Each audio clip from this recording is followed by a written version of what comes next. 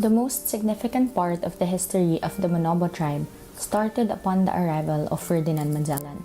It was found that although the Spaniards were successful in Christianizing a few Manobo towns, the Manobo always comes back to their beliefs and eventually resumes their lives up the mountains.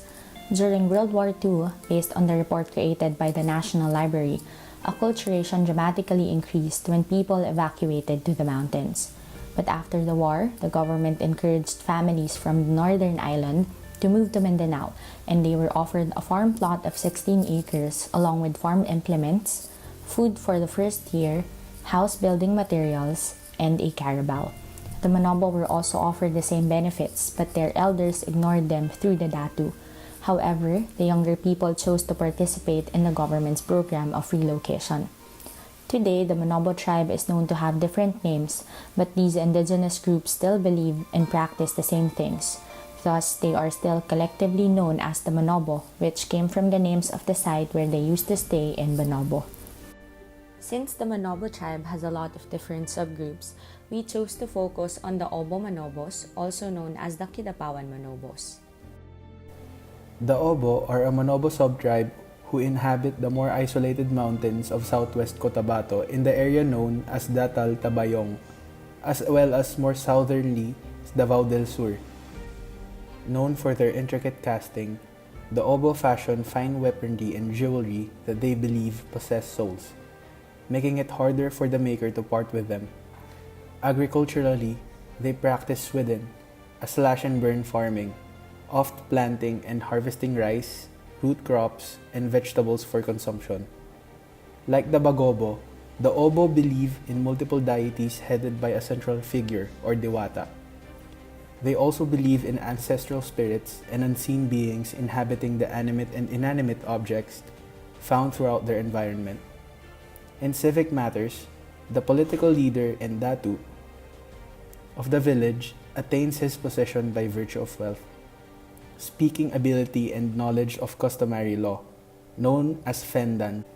The primary obligation consists of settling disputes among members of a family, neighbors, and the community.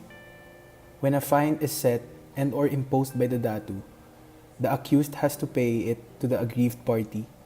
If they are unable to, then he or she will become a servant to the one who pays for him, otherwise known as dok. Economy. Rice is so significant, however, many Manobo groups diverted to corn because of the gradual loss of swidden sites. Fishing, hunting, bee hunting, and trapping are means for subsistence. The occupations that these activities provided resulted in a semi-nomadic lifestyle. However, there are certain Manobo villages that live in established settlements and cultivate coconut for copper export. Manobos live in river valleys, plateaus, hillsides, and interiors of Cotabato, Bukidnon, Agusan, Davao, Surigao del Sur, and Misamis Oriental. Social organization and customs. The traditional social organization is composed of 4 classes: the Bagani, the Bailan, commoner, and slave. The Bagani class are the warriors that went to battle and defended the community. They are now gone. The Bailan, who is a male or female priest and healer, are still present in the community. The commoners are the farmers, and the slaves are those who have been seized in raids and given away by the ruler as bride wealth. Marriage. Marriage is traditionally done through parental arrangement and is a means of maintaining peace and order. It is an alliance system that requires mutual obligation and reciprocity between the bride and groom's skins. Polygyny is allowed, although rarely practiced. The datu may engage in this for political and economic reasons. Death and mourning. When death takes place, death messengers are sent out to announce the death to the relatives and friends. Wailing and shouting are part of the ceremony, and the gong is beaten to announce the death. The number of beats signify the dead person's status, age, and social position. The Philippine Constitution of 1987, Chapter 1, Section 2, mentioned that the state shall recognize, respect, and protect the rights of indigenous people and to preserve and develop their cultures, traditions, and institution. In Republic Act RA 8371, known as Indigenous Peoples' Rights Act, defined indigenous people as a group of homogeneous society who have continuously lived, as an organized community on communally bounded and possessed land used as their abode, sharing common bonds of language, customs, culture, traditions, and indigenous religions, become historically differentiated from the rest of the Filipinos.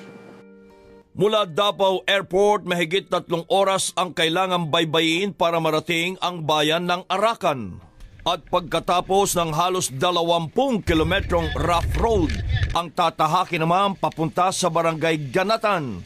At mula dito, 8 kilometro pang daan ang kailangang akyatin para marating ang sitio Makati, na napapaligiran ng nagtataasang kabundukan na nakalbo na dahilan sa logging noong 1960s. Motorsiklo ang isa sa mga uri ng transportasyon, pero masyadong mabato at maputik naman ang daan, kaya kabayo ang pinili naming sakyan paakyat ng sitio. Bukod sa maputik at mabatong daan, may mga ilog ding tatawirin. Walang kuryente at iilan din ang may tubo ng tubig na nagmumula pa sa kabundukan. May kwan din dito may spring din. Ay, pero malayo pa. Malayo. Mga ilang kilometro pa ho yun? Mga 10 yata. Kaya hindi may kakaila ang sobrang hirap at simpleng pamumuhay ng mga residente ng sitio Makati.